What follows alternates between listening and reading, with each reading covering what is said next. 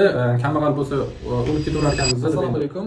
Bugungi bemorimiz Baxtiyor aka, Farg'ona viloyatidan kelganlar. 1988-yillar 2014-yildan beri yarali kalit kasalligi bilan kasallanib keladilar. Ya'ni yo'g'on ichakni kasalligi hisoblanadi.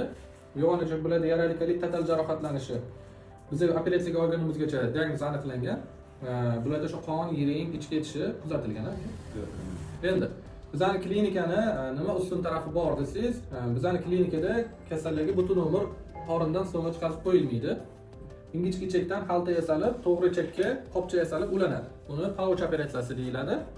Pouch operatsiyasini bu maqtanish emas, albatta Alloh bergan qobiliyat. O'zbekistonda, balki O'rta Osiyoda ustoz qiladilar ko'pincha. Boshqa qiladigan odam eshitmaganmiz. Eshitganlar bo'lsa, qiladiganlar bo'lsa, kommentariyga yozib qo'ysanglar bo'ladi. Boshqa doktorlar bo'lsa, Moskvadan doktor chaqirtirishadi yoki chetdan doktor chaqirtirib qildirishadi. Chetdan doktor chaqirtirib qildirsa, bu operatsiya juda ham qimmatga aylanib ketadi. O'zi shundoq ham qimmat operatsiya hisoblanadi. Operatsiya 3 ta etapda bo'ladi. 3 ta etapda. Birinchi etapda yo'g'on ichakni olib tashalinib, to'g'ri ichak cho'ltog'i hosil qilinadi. Bir og'iz elastoma chiqaziladi. Ikkinchi etapda o'sha chiqazilgan ingichka ichakdan xaltacha yasalib, qolgan to'g'ri ichak cho'ltog'i olib tashlanib, xaltacha o'sha pouch anal anastomoz qo'yiladi. Pouch anal anastomoz qo'yilgandan keyin yana bir oz vaqtga, 3 oy vaqtga ikki og'izli preventiv elastoma chiqaziladi. Yana 3 oydan so'ng o'sha ikki og'izli preventiv elastoma yopiladi. Yopilgandan keyin bemorning ahvolati yana orqadan kelishni boshlaydi. Bularda hozir o'sha operatsiyani birinchi etapini qildik. Alhamdulillah mana yaxshi, juda og'ir formada keluvdilar. Juda qiynalib keluvdilar. Mana operatsiyadan keyin 2 kun reanimatsiyada, 3 kun reanimatsiyada yotdilar. 3 kun davomida shu sport, protein, qo'shimcha albumin, boshqa dorilar qilib buni yordam berdik. Akaga narx borasida ham yordam berdik menimcha. Rahmat. Endi haliga bir xil aytadi, kambag'al bo'lsa o'lib ketaverar ekanmiz deb endi shunaqa yomon gumonlarga borishadi. Bizda yordam beriladi kasallarga, har xil yo'llar bilan yordam qilinadi maksimal. Akani o'zidan endi klinika haqida qat'iy eshitgansiz, kim maslahat bergan? Klinikani internetdan topdik, so'rab surishtirib keldik. Mana biz o'ylaganchalik natija berdi, Allohga shukr. Holatim yaxshi. Parhezlar xudo xolasa yo'q, sekin-sekin. Ilgari holatimdan farq etishlar yo'q.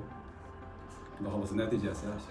Natija deganda hali natijaga hozirdan natija yaxshilar. Inshaalloh endi parhezlardan qutuldik. Inshaalloh endi natijamiz yana 6 oydan keyin aniq bo'ladi.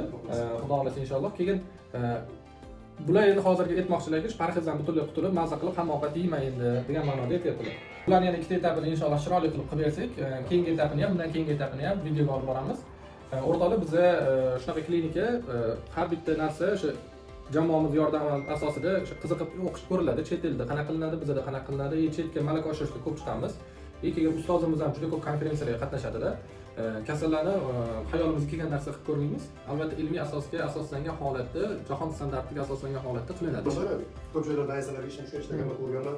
Men haqiqatan qoniqardim. Narxlari, boshqa dorilarning oziq-ovqatlari, muomalalari, huquqlari, harakatlari, yordamlari zo'r. Salomat bo'ling. Alloh shifo bersin, hamisha topganlarga Alloh barakot bersin. Oilalar biz shunaqa kasallar hammalariga yordam berish hamisha qo'llangan deb o'ylab yuraveradi. Rahmat. Rahmat. Sog' bo'ling. Mayli aka.